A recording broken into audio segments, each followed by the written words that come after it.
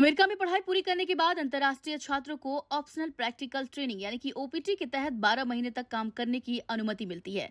STEM यानी कि science, technology, engineering, mathematics क्षेत्रों के छात्रों को इसमें 24 महीने का अतिरिक्त विस्तार मिलता है, जिससे कुल अवधि 36 महीने की हो जाती है।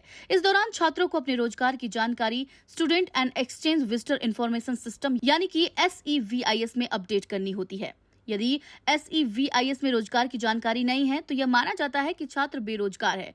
ओपीटी नियमों के अनुसार छात्र अधिकतम 90 दिन तक ही बेरोजगार रह सकते हैं, लेकिन हाल ही में अमेरिका की इमिग्रेशन और कस्टम एनफोर्समेंट यानी कि ICE ने कई अंतर्राष्ट्रीय छात्रों को चेतावनी पत्र भेजे हैं। इनमें कहा गया है कि यदि छात्रों ने 15 दिनों के भीतर अपने SEVIS रिकॉर्ड में रोजगार की जानकारी अपडेट नहीं की तो उनके रिकॉर्ड को समाप्त किया जा सकता है, जिससे उन्हें डिपोर्ट किया जा सकता है।